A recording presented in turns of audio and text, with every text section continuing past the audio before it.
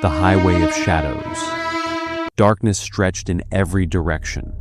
No moon that night, just the black ribbon of highway swallowed by the headlights. Nathan gripped the wheel, driving fast. Too fast, Emma thought. "Will we make it home soon?" she asked. "Why are you driving like this?" "I'll explain everything once we're home," Nathan said, eyes fixed on the road. "Right now, just trust me." But Emma wouldn't let it go. "Tell me now, what's the truth about this highway?" Nathan's jaw tightened.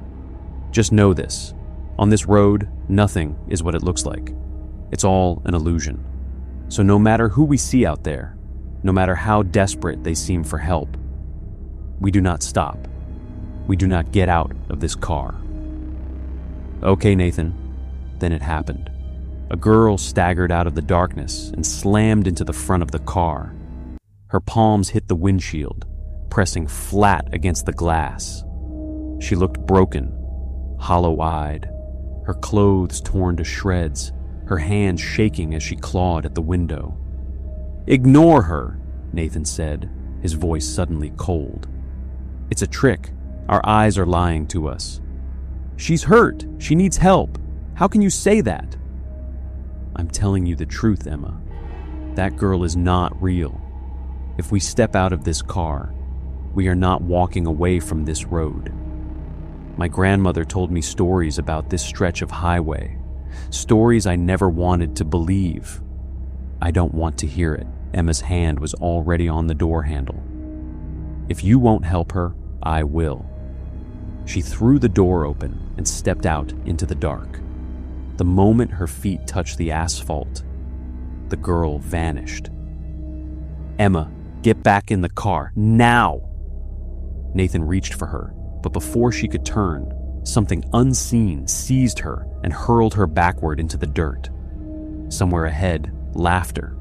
The girl was there again, grinning in the black. Emma couldn't get up. Nathan clawed at his door. It wouldn't budge, as though invisible hands were pinning it shut from outside. His mind went blank with panic. Emma was screaming his name, sobbing, reaching for him from the dark. Then he remembered his grandmother's voice from 100 childhood nights. "When there's nothing left you can do, and fear has you frozen, just pray, say anything, say it like you mean it." With trembling hands, he began to pray, whispering every word he could remember. And for one strange second, it felt like his grandmother was standing right beside him. He rammed his shoulder into the door. It gave way. He ran for Emma. But every step he took toward her, she seemed to drift further away, swallowed deeper into the dark. Then at her ear, a whisper that wasn't his voice.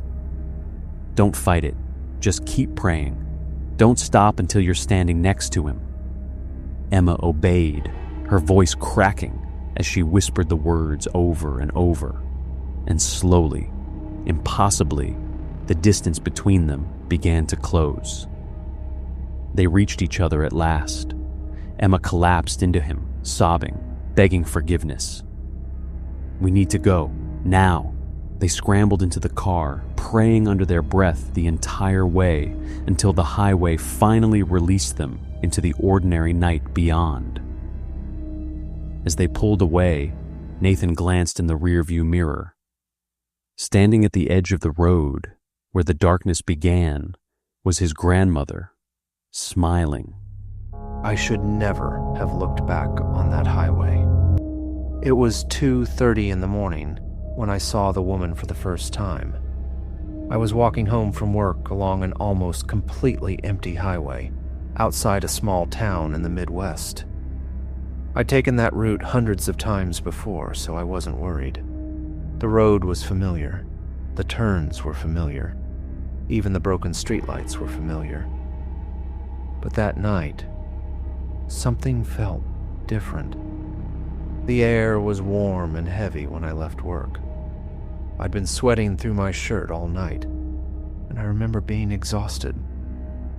Then about halfway home, a freezing breeze suddenly moved through the trees.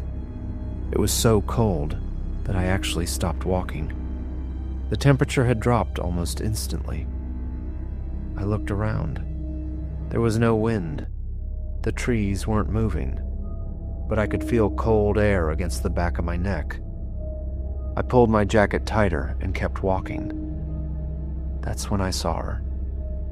She was standing on the shoulder of the highway about 100 feet ahead of me. At first, I thought she was a hitchhiker.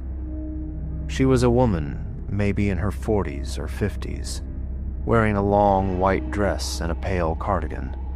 She had a small purse hanging from her shoulder, and sitting beside her feet was an old suitcase. That was the first thing that bothered me. There were no houses nearby, no gas stations, no bus stops. Nothing. Just a dark highway surrounded by trees. And there she was, standing alone at 2:30 in the morning. I slowed down as I approached her. Maybe her car had broken down. Maybe someone was coming to pick her up. Maybe she'd been dropped off at the wrong place.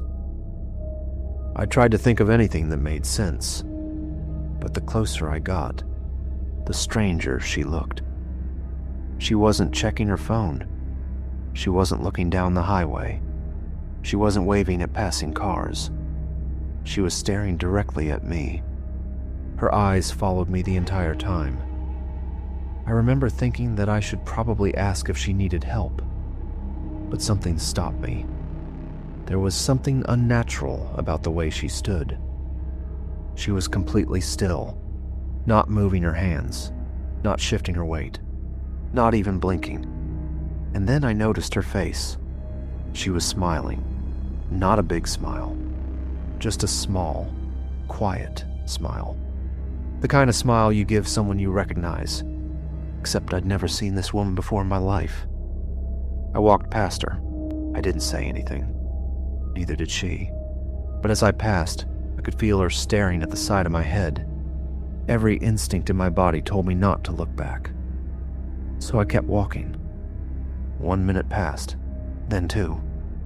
Finally, curiosity got the better of me. I turned around. The woman was gone. So was the suitcase. I stopped. There wasn't a single car on the highway. No headlights. No sound of an engine. Nothing. Just an empty road. I told myself someone must have picked her up. Maybe I simply hadn't heard the car. I turned forward and continued walking, but I couldn't shake the feeling that something was following me. I kept checking behind me. Nothing. I walked faster, then faster again, until I reached the next stretch of road, and that's when I saw her. My entire body froze. She was standing about 100 yards ahead of me. The same woman, the same white dress, the same purse, the same suitcase sitting beside her feet. I actually screamed. There was no other road, no shortcut, no driveway, no place where she could have passed me. I had been walking in a straight line, and she had somehow appeared ahead of me. I stood there staring at her. She stared back. For several seconds, neither of us moved. Then she smiled, the exact same smile. I whispered, "No." She tilted her head, just slightly, and that's when I noticed something I hadn't seen before. Her feet weren't pointing toward the road. They were pointing directly toward me. She wasn't standing sideways.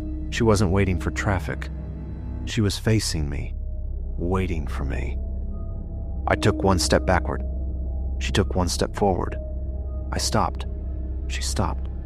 Then something came from behind me. A sound. Very quiet. A scraping sound, like someone dragging something heavy across the pavement. I slowly turned around. There was nothing there. But when I turned back, the woman was closer. Much closer. I hadn't seen her move. She was now standing maybe 50 feet away. Her face looked different. The smile was gone. Her mouth was slightly open, and her eyes, they were completely black. I couldn't move. I couldn't breathe. Then she whispered something. I couldn't hear the words, so she whispered it again. This time, I understood. "Are you going my way?" I ran. I don't remember deciding to run. My body just did it. I sprinted down that road as fast as I could. I didn't look back. I heard footsteps behind me. Slow footsteps. Not running. Walking. But somehow they were getting closer. I could hear the scraping sound again. Then I heard a woman's voice behind me. "Wait." I ran harder. "Please." I didn't stop. Then she screamed my name. My actual name. I had never told her my name. I nearly fell. But I kept running. I didn't stop until I reached my apartment. I slammed the door shut, locked it, then locked it again. I stood there in the darkness, gasping for air. For several minutes, I just listened. Nothing. No footsteps, no voice, no knocking. Eventually, I convinced myself I had imagined everything. Maybe exhaustion had gotten to me. Maybe I'd seen a woman and panicked. Maybe the rest had happened inside my head. But the next evening at work, I told one of the older employees what happened. I expected him to laugh. He didn't. He just stared at me. Then he asked me where exactly I'd seen her. I described the road. He went pale. Then he asked, was she carrying a suitcase? I nodded. Was she wearing white? Another nod. He looked down at the floor. Then he said something I'll never forget. That woman died there. Apparently, almost 20 years earlier, a woman had been traveling to visit her family when her car broke down on that exact stretch of highway. She had been carrying a suitcase. She called someone to come get her, but before they arrived, a speeding truck lost control and hit her. She died instantly. The truck driver survived. The woman didn't. But according to my coworker, that wasn't the end of the story. For years afterward, drivers reported seeing a woman standing beside the highway late at night, always wearing white, always carrying a purse, and always with an old suitcase beside her. Some people said she disappeared when they got close. Others said she simply vanished when they looked away. But there was one detail every story had in common. She always smiled. My coworker looked at me and asked, "Did she say anything to you?" I hesitated. Then I told him what she had whispered. "Are you going my way?" His expression changed immediately. He didn't laugh. He didn't say I was imagining things. He just stared at me. Then he said, "That's not what she usually asks." I felt my stomach drop. "What does she usually say?" He looked toward the warehouse door, then back at me. "Nothing. She never talks." I didn't sleep that night, and I never walked that highway again. But there's something I still can't explain. The woman had been dead for almost 20 years. So, how did she know my name? And why did she ask me if I was going her way? Because, according to the police report, she wasn't killed while walking home. She was killed while waiting for someone to pick her up. And ever since that night, I've had the feeling that she wasn't asking me for a ride. She was asking me to come with her. Sometimes, even now, when I'm driving alone late at night, I pass that stretch of highway. I never look toward the shoulder. I keep my eyes on the road. But a few months ago, I made the mistake of looking. There was a woman standing beneath a broken streetlight, wearing white, holding a purse, and beside her was an old suitcase. I drove past without stopping, but as I looked in my rearview mirror, I saw her standing in the middle of the road, watching my car disappear into the darkness, and smiling like she knew I'd see her again.